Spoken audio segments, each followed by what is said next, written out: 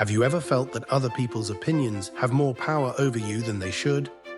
Those moments when a single criticism, a betrayal, or an unexpected situation seems to deeply shake your inner peace. Throughout life, many people find themselves trapped in emotional patterns that make them vulnerable to what happens around them. But what if I told you there's a way to break free from this influence? Today we'll explore how Carl Jung's philosophy can help you build an unshakable mindset. Jung, a pioneer in the study of the unconscious and the human psyche, left us a legacy of teachings that serve as powerful tools to manage emotions, control our responses to external stimuli, and develop mental independence that keeps us secure within ourselves, no matter the circumstances. By the end of this video, you'll understand how the mechanism of emotional projection works, the power our shadow has over us, and how to transform your perception of the world, so that nothing and no one can destabilize your essence again. We'll talk about how to detach from others' judgments, strengthen your identity, and stop reacting impulsively to external events. Jung taught us that the key to emotional stability lies not in changing the world around us, but in understanding and transforming our own inner world. If you learn to master your mind, nothing and no one will be able to shake your inner foundation. I invite you to join me on this journey of self-discovery to learn how to apply these teachings to your daily life. Jung said that human suffering often stems from a lack of self-knowledge. It's not the external world that makes us vulnerable, but our own mind, reacting unconsciously to the stimuli we encounter. When we don't understand our own psyche, we become hostages to emotions, criticism, and circumstances, unaware that true strength lies within us. To achieve this freedom, it's crucial to understand why certain things affect us, why a single word can bring us down, why some comments hurt more than others. Jung argued that what bothers us most in others is often a reflection of something we don't accept in ourselves. The key to breaking this influence lies in understanding the phenomenon of projection. According to Jung, projection is when we attribute to others characteristics that are actually unacknowledged parts of our own personality. When someone criticizes us and we feel hurt, the impact isn't in the words themselves, but in the pain we already carry inside. If someone accuses you of being insecure and it deeply affects you, ask yourself, deep down, am I afraid this might be true? If you were completely secure in yourself, those words would have no effect. The first exercise we can practice is this. Instead of reacting automatically, pause and question which part of you is resonating with that situation. Jung said that until the unconscious becomes conscious, it will rule your life, and you'll call it fate. If we let our emotions be driven by forces we don't understand, we'll always be vulnerable to others' actions. Once we recognize that emotional suffering has internal roots, the next step is to strengthen our inner core. The ego is a construct we build throughout life, a mask we wear to face the world. But behind this mask lies our true self, a space of calm, clarity, and genuine strength. When we base our identity on the ego, we become fragile, needing approval, easily hurt by criticism, and constantly seeking validation. But the process of self-knowledge and shadow integration makes us more resilient and less dependent on external validation. Another practical exercise: when you feel attacked or affected by something, ask yourself, who inside me is reacting? Is it my wounded ego or my authentic self? In Jung's perspective, the shadow is the set of repressed aspects of our personality. The more we deny our shadow, the more the external world provokes and destabilizes us. For example, if we fear not being good enough, any criticism that touches this point will be devastating. The path to true strength lies in accepting the shadow and letting it emerge without resistance. A powerful third exercise: write down the criticisms that affect you the most. Then reflect on whether there's something within you that fears these criticisms might be true. Instead of running from this fear, face it, acknowledge its existence, and decide to work on it. When we stop avoiding our shadow, something extraordinary happens. Others' words lose their power to hurt us. Jung reminds us that what you resist persists. If we keep avoiding our insecurities, they'll continue to manifest through others' words and actions. The secret lies in accepting that we don't need external validation to feel complete. This leads us to the concept of individuation, the process of becoming who we truly are beyond social and familial expectations. Achieving individuation means no longer depending emotionally on the external world and finding peace within ourselves. This process requires courage because it means letting go of old ideas about who we should be to live our authentic truth. A fourth and final exercise: ask yourself honestly, if I didn't care about anyone's opinion, how would I live? How would I express my essence? If we let ourselves be guided by the pursuit of approval, we'll shape our identity based on others, never truly being who we are. When we free ourselves from the influence of others' gazes, we find a path to profound self-confidence and serenity. This is true emotional independence, allowing us to live fully and authentically without fear of being who we are. If this journey resonates with you, subscribe to the channel and follow our upcoming videos. Let's explore the depths of the human mind together and find the inner strength we all have. When we allow ourselves to be authentic, we discover an emotional stability that nothing and no one can shake. This strength doesn't come from stubborn resistance, but from a deep acceptance of who we are. The true key lies in living fully in the present, without being trapped by the weight of the past or the uncertainty of the future. This makes us less susceptible to external influences because our core remains intact, regardless of what happens around us. Jung stated that a sane person doesn't torment others. It's those carrying deep wounds who, unable to bear their own pain, become tormentors. This means that when someone tries to hurt us with words or actions, they're often just projecting an unresolved internal conflict. The external attack is actually a reflection of the battle happening within the aggressor. The secret is to transform our automatic reaction into conscious observation. The next time someone tries to destabilize you, don't rush to react. Pause, take a deep breath, and ask yourself, does this attack really say something about me, or does it just reveal the pain the other person carries? When we stop taking everything personally, we dissolve our vulnerability. Nothing from the outside can penetrate our core if we don't allow it. Jung taught us that true strength doesn't lie in rigidity, but in accepting our own fragility.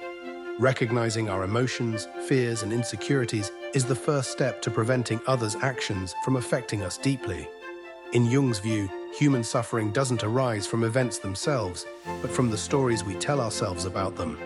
How many times have you reacted disproportionately to something that, over time, you realized wasn't that serious? How many times have you let someone's words erode your inner peace? This happens because our mind tends to assign emotionally charged meanings to situations that often aren't that significant. This distortion results from past experiences, unintegrated pain, and repressed fears we hold to maintain the illusion of control.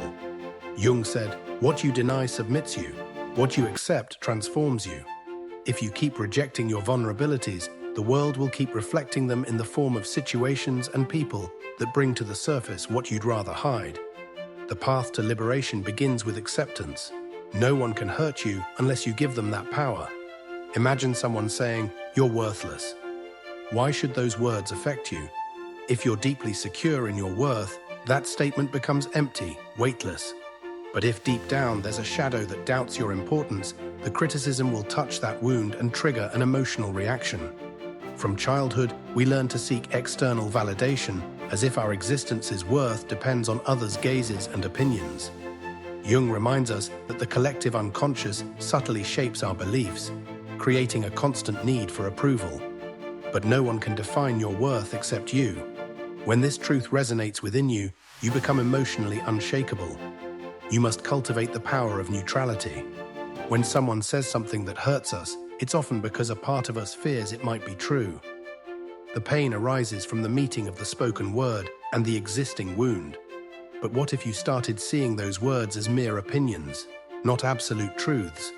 From now on, whenever you hear something painful, take a deep breath and tell yourself, this is just their perspective, not reality. You'll notice that what once seemed devastating gradually loses its power. Real change happens when we stop fighting what is and start understanding the source of the pain.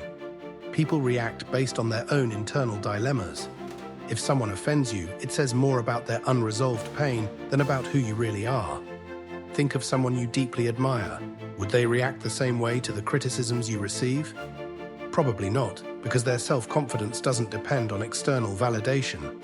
What's missing for you to reach that state? It's not brute strength or forced resilience, but a deep knowledge of yourself, to the point that others' words become irrelevant. Integrating the shadow is a fundamental process. Jung said that the repressed aspects of our personality make us susceptible to the world's provocations. Denying our insecurity makes us react intensely to any hint of fragility. Rejecting our need for recognition makes us vulnerable to the slightest sign of contempt. A powerful practice is to list everything that bothers you most in others. Then question whether those traits also live in you, even subtly. Recognizing the shadow isn't weakness, but courage. The more light we shine on these hidden aspects, the less power they have over us. Jung said, "Those who look outside dream.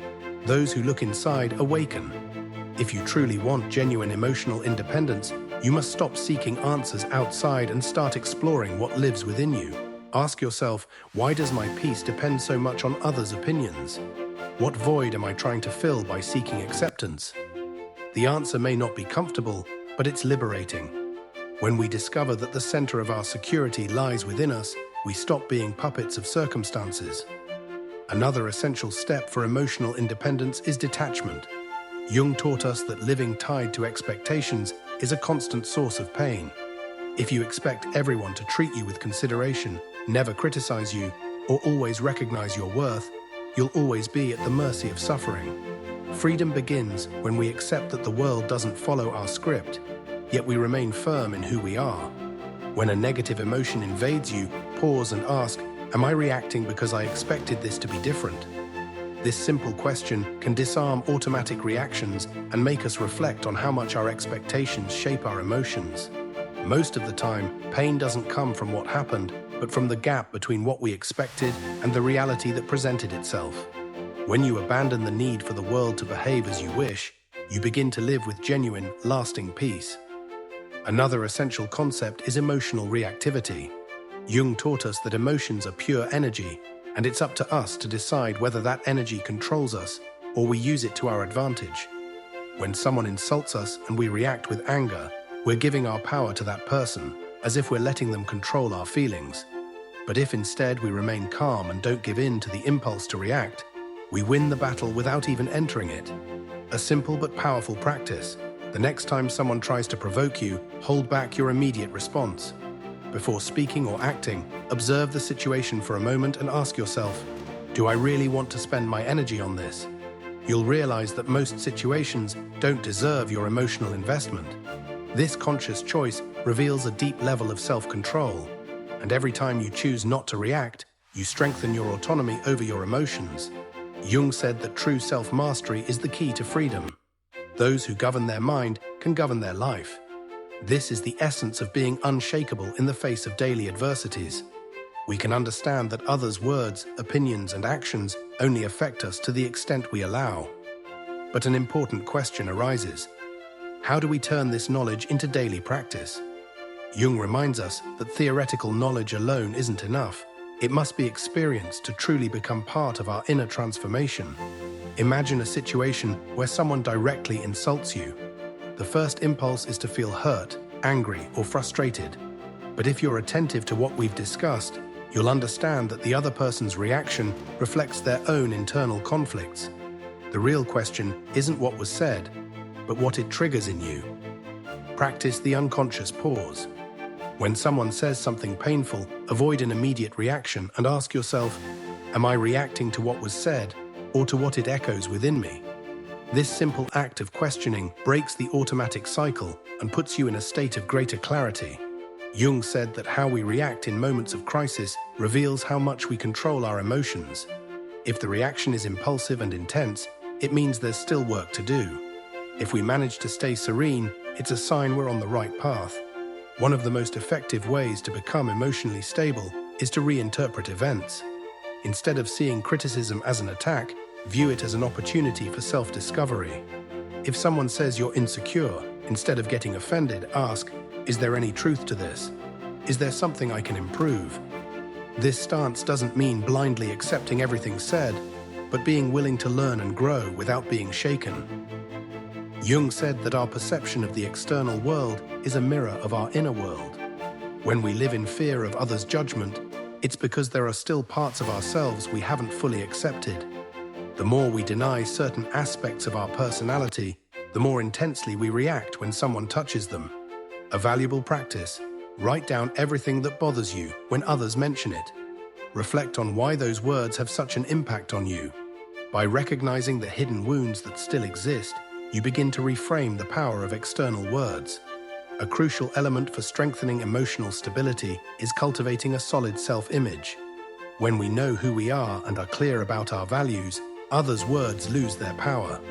Think of someone you admire for their confidence and stability. Do they get easily shaken by criticism?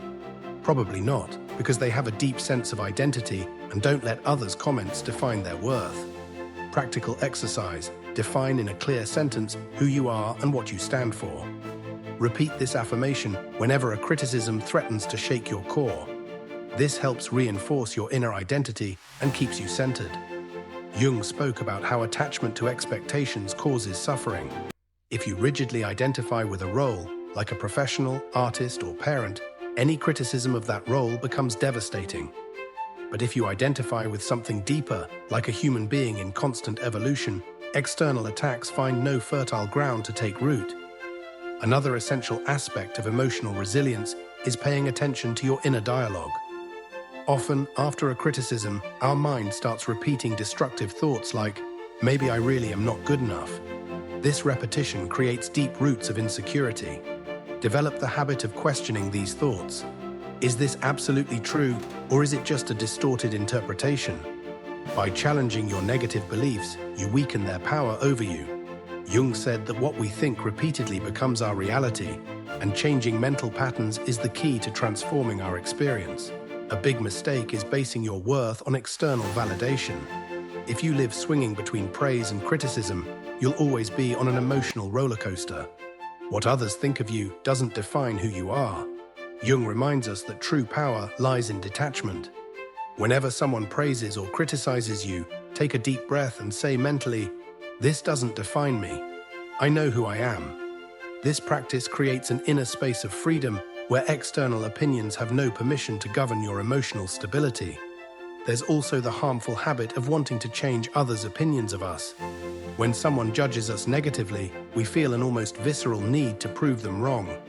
But the reality is, we can't control how others perceive us. Allow yourself to let go of this desire for control. By accepting that everyone sees the world through their own perspective, you free yourself from the obligation to be understood or approved. This isn't resignation, but an act of wisdom. Jung said that everyone sees us according to the state of their own mind. If someone is consumed by hatred or envy, they'll see in you what they carry within themselves. So, when someone judges you unfairly, don't react immediately. Ask yourself, am I seeing their judgment or just the projection of their own pain? By understanding this dynamic, others' opinions lose their power to hurt you. One of the secrets to emotional resilience is learning to live in the present. Often, anguish comes from thoughts that relive the past or anticipate the future. If someone criticized you, your mind might spend days replaying those words. But what's the point of that? When you notice you're stuck in a painful moment, take a deep breath and say aloud, "This is over. I let it go now." Jung said that true peace comes when we stop resisting reality and start accepting it. This isn't conformism, but recognizing that life is what it is, not what we wish it to be. Accepting reality makes us emotionally strong and less susceptible to external influences. Thomas was always a balanced man, but lately he felt his serenity crumbling. Any comment, criticism, or gesture from others seemed to have the power to destabilize him. At work, his boss constantly showed dissatisfaction. No matter how much Thomas dedicated himself, there was always something to improve, a detail that wasn't up to par. One day, his boss said, "You need to be more proactive, Thomas. It feels like you're always in your comfort zone." Those words echoed in his mind for hours. Thomas caught himself questioning his own competence, analyzing every move he made, wondering if he was truly a mediocre professional. At home, things weren't easy either. His partner, Laura, seemed more distant. One night, she said, "You've been so strange lately. Is something going on?" Thomas felt a weight in his chest, but didn't know how to explain that he was being consumed by a spiral of insecurity. "It's nothing. I'm just tired," he replied, trying to avoid confronting his own vulnerability. What Thomas didn't yet understand was that his suffering didn't come from his boss's words or Laura's attitude, but from what those events triggered in his mind. As Jung said, until the unconscious becomes conscious, it will continue to govern our lives, and we'll call it fate. One afternoon, after a tough day at work, Thomas decided to take a walk through the city, feeling an unease he couldn't name. While walking, he entered a bookstore, driven by a desire to find some kind of answer. Scanning the shelves, a title caught his attention: The Ego and the Unconscious by Carl Jung. Without knowing exactly why, he bought the book. That night, as he read, Thomas began to understand something new. Jung spoke about the shadow, the hidden side we all carry and repress. And there, in the words of the book, Thomas realized that his shadow was insecurity, fueled by years of needing approval. Whenever someone criticized him, it felt like it confirmed his fear of not being good enough. Then a phrase from Jung made him pause. What bothers us most in others is a reflection of something unresolved in ourselves. Thomas understood that his boss's criticisms only carried so much weight because deep down, he doubted his own competence. Laura's distance troubled him because he based his self-confidence on her validation. That week, he decided to try something new. Instead of reacting automatically to criticism, he would observe his emotions without identifying with them. The next day at work, the first test came quickly. His boss called him and said, "Thomas, I'm concerned about your lack of focus. We need to improve this." Thomas paused and reflected. He lay there quietly, letting the thoughts settle like dust in still air. Looking inward. It wasn't just a nice quote anymore. It was real. It was him. The old Thomas would have replayed the meeting with his boss 100 times, feeling shame or frustration. But tonight there was no loop, no bitterness, just space, peace.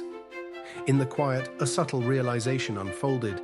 This wasn't about work, it was about identity.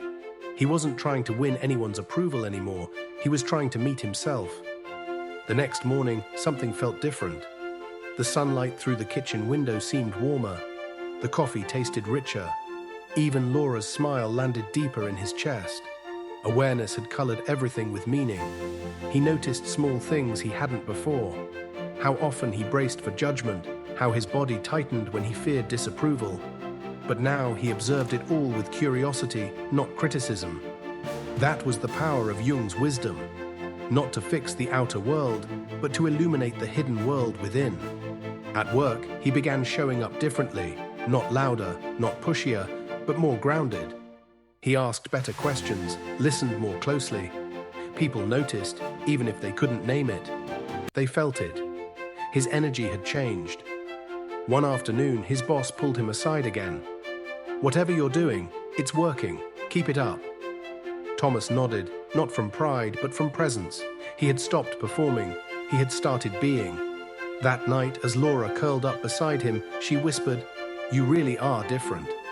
Thomas turned to her, eyes soft. "Maybe I'm finally becoming who I was meant to be." And somewhere deep inside, a voice echoed. Not loud, but undeniable. "Welcome home."